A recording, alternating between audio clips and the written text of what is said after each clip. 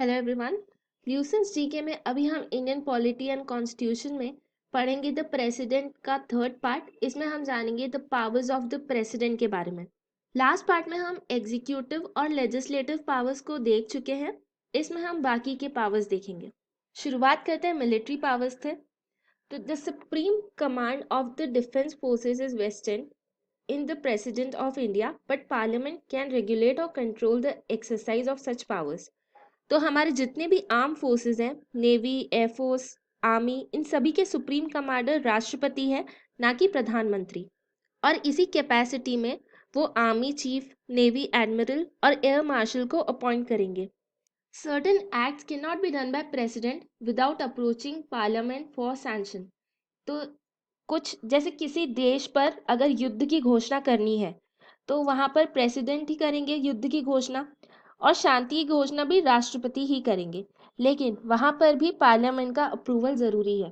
Similarly यहाँ पे example दिया है, अगर मनी स्पेंड हो रही है, एक्सपेंडिचर हो रहा है रेजिंग, ट्रेनिंग और मेंटेनेंस ऑफ डिफेंस फोर्सेस के लिए, तो ये भी कौन करेगा? प्रेसिडेंट करेंगे, लेकिन पार्लियामेंट के अप्रूवल से।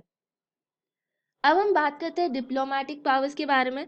The president is empowered to negotiate treaties and agreements with other countries on the advice of his minister, subject to ratification by parliament। यानी जितनी भी इंटरनेशनल ट्रीटी साइन होती हैं उस पर राष्ट्रपति की मोहर लगी होती है, संसद का अप्रूवल होना चाहिए। जैसे भारत पेरिस एग्रीमेंट साइन करेगा तो संसद का अप्रूवल होगा उस पर, फिर राष्ट्रपति उसे साइन करेंगे। President of India represents India in international affairs, appoints Indian representatives to other countries and receives diplomatic representatives of other states.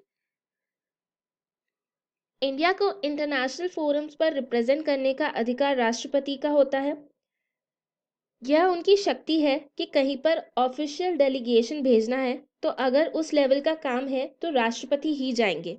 जितने भी एम्बेसडर्स हैं, हाई कमिश्नर्स हैं, जो दूसरे देश के भारत में रहते हैं, वो अपने हेड ऑफ स्टेट राष्ट्रपति के लेटर लेके आते हैं और वो राष्ट्रपति के सामने पेश करते हैं, और ये एक प्रोसीजर होता है। जैसे अगर भारत का एम्बेसडर अगर अमेरिका जाएगा तो वो अपने डॉक्यूमेंट्स लेकर सबसे पहले राष्ट्रपति के पास जाएगा, राष्ट्रपति उसे रिसीव करेंगे। अब हम आते हैं pardoning powers of the president पे। पार्डन का मतलब है किसी को माफ करना। पार्डनिंग पावर जो है वो जुडिशरी से इंडिपेंडेंट है, इसका कोर्ट से कुछ लेना देना नहीं है, ना ही सुप्रीम कोर्ट से और ना ही हाई कोर्ट से। ये राष्ट्रपति और गवर्नर की एग्जीक्यूटिव पावर है, इसका जुडिशरी से कुछ लेना देना नहीं है। तो president as well as governors possess power to grant pardon. ठीक है, अब ये जो पार्डन है वो 5 तरीके की होती है। सबसे पहला है pardon. Pardon resigns, abrogates or revokes both the sentence and the conviction and absolve the offender from all punishments and disqualifications। इसका मतलब ये है कि माफ कर देना। तो ये फुल माफी है, इसमें आपको 100% माफी मिलेगी, यानी आपकी सजा पूरी तरीके से माफ हो जाएगी, और दोषी ठहराया गया था वो भी पूरी तरीके से आपके ऊपर जो दाग था वो हट जाएगा। इसमें आपको माफी भी मिल गई सजा की, मतलब आपको पनिशमेंट जो मिली थी उसे भी नहीं झेलना पड़ेगा और आपके ऊपर से दाग भी हट जाएगा। तो ये कंप्लीट पार्डन होगी, 100% पार्डन। अगले वाली जो पार्डन है वो 100% पार्डन नहीं है, उनमें जो सजा होती है उन्हें चेंज कर देते हैं। तो नेक्स्ट है commutation. Commutation nearly substitutes one form of punishment for another और अ लाइटर कैरेक्टर। अब इसमें क्या होगा? कम्यूटेशन का मतलब है एक तरीके की जो पनिशमेंट है उसे दूसरे तरीके की पनिशमेंट में कन्वर्ट कर देना। तो अगर किसी को मौत की सजा दी गई है तो प्रेसिडेंट उसे कठोर कारावास में कन्वर्ट कर सकते हैं, और अगर किसी को कठोर कारावास दिया गया है तो उसे सिंपल इम्प्रिजनमेंट में कन्वर्ट किया जा सकता है, या किसी को जेल की सजा हुई है उसे सिंपली पेनल्टी देने के लिए भी कहा जा सकता है। तो जो टफर पनिशमेंट थी उसको लाइटर पनिशमेंट कर दिया, उसमें कन्वर्ट कर दिया। अगला है रेमिशन। रेमिशन reduces the amount of sentence without changing it's character. तो यहाँ पर सजा का मूल रूप नहीं बदलता है, इसमें बस उसका जो ड्यूरेशन है, जो टाइम पीरियड है वो बदल जाता है। एग्जाम्पल, अगर किसी को 5 साल का कठोर कारावास दिया गया है तो राष्ट्रपति उसे 2 साल का कारावास कर सकते हैं। चौथा है respite. Respite means awarding a lesser sentence instead of penalty prescribed in view of pregnancy of a woman offender, etc. यहाँ पर भी जो सज़ा है उसको थोड़ा सा आसान कर दिया है अगर कोई स्पेशल केस है, स्पेशल कारण है। एग्जाम्पल के तौर पे अगर कोई कैदी प्रेग्नेंट है, कोई कैदी है वो लेडी वो प्रेग्नेंट है, तो उसे रिगरस इम्प्रिजनमेंट देकर मतलब उसे रिगरस इम्प्रिजनमेंट से बदलकर सिंपल इम्प्रिजनमेंट में चेंज किया जा सकता है। सिमिलरली अगर कोई दिव्यांग है, फिजिकली डिसेबल्ड है, तो उनके लिए भी सज़ा का क्वांटम कम किया जा सकता है। पांचवा है reprieve, means stay of execution of a sentence, examples pending a proceeding for pardon और कम्यूटेशन। तो इसमें अगर किसी को मौत की सज़ा दी गई है तो सज़ा पर टेम्पररी स्टे लगा दिया जाएगा इसमें। और ये करने का रीज़न क्या है कि जो कैदी है वो प्रेसिडेंट के पास पार्डन के लिए या कम्यूटेशन के लिए दरख्वास्त कर सके। अब हम कंपैरिजन करते हैं between pardoning powers of the president and a governor.